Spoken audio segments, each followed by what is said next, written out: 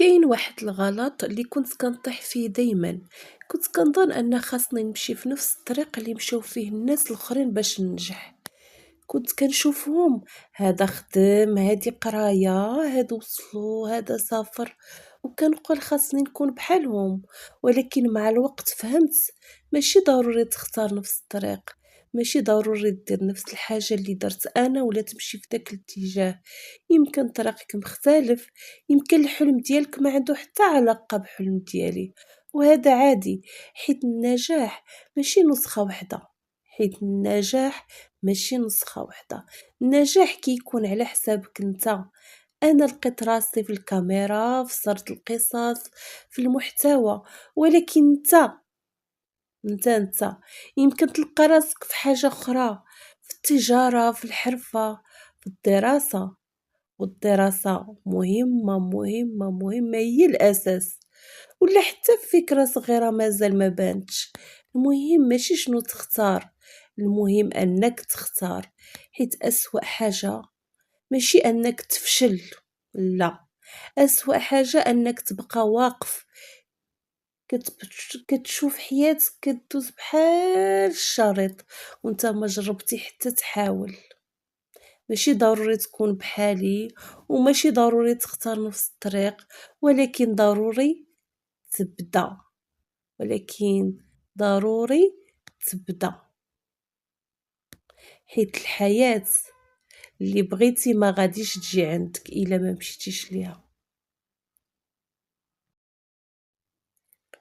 نفس البلاصة، نفس البنت، ولكن حياة مختلفة. هنا كنت كنوقف وكنحس براسي ما عندي حتى قيمة، وهنا بالضبط قررت نبدل كل شيء. ما تبدلتش الظروف بوحدها، انا اللي تبدلت. كاين ناس غادي يقولوا راه الحظ، كاين اللي غادي يقول سهله ليها، ولكن حتى واحد ما شاف داك الليل فين كنت بوحدي كنحارب مع راسي. ما شافوش الخوف، ما شافوش الشك، ما شافوش داك الصوت اللي كيقول لي ما غادي توصلي لحتى الحاجه. ولكن انا ما سمعتش ليه، سمعت لصوت اخر، صوت صغير ولكن صادق كيقول لي كملي. الا كان عندك حلم وحتى واحد ما كيامن بيك، امن براسك حتى انت. وإلا ما بغيتيش تكون بحالي، كون احسن مني. حيت القصة ديالي ماشي النهاية، غير البداية، والبداية ديالك ممكن تكون دابا. منين كيسحاب لي ان القصة سالات، رجع واحد من الماضي وقلب كل شي. دازت شهور وايام وليالي، حياتي تبدلات، وليت كنعيش مرتاحة بزاف. القناة ديالي كبرات والناس ولات كتعرفني، ولكن وسط هاد الهدوء كان شي احساس غريب، بحال شي حاجة غادي توقع. واحد النهار جالسة مع اليم بيا، حتى وصلتني واحد الرسالة، رقم ما معروفش. فتحتها، خاصني نهضر معاك ضروري. قلبي بدا كيضرب بالزربة حيت عرفت شكون. المهم تلاقيت معاه، جا نفس الشخص اللي كان كيشوف فيا غير خدامة، ولد مولات الدار. جلس قدامي وسكت شوية، ومن بعد قال لي سمحي ليا. ما فهمتش واش بصح هاد الشخص كيسمح ليا، نفس اللي كان كيضحك عليا، نفس اللي كان كيشوفني ماشي حتى انسانه. قال لي ما كنتش عارف انك غادي تولي هكذا. كنت كنضحك، ولكن اليوم انا اللي خاصني نتعلم منك. في داك اللحظه رجعت ليا الذكريات المؤلمة، الإهانة، الدموع، الليالي اللي كنت بوحدي.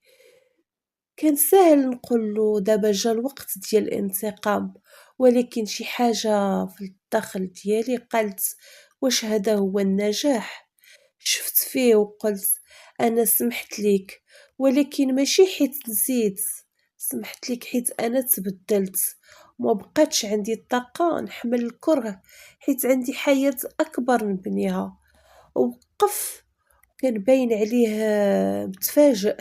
من بعد قال عندي عرض ليك، بغينا نخدمو معاك في مشروع كبير.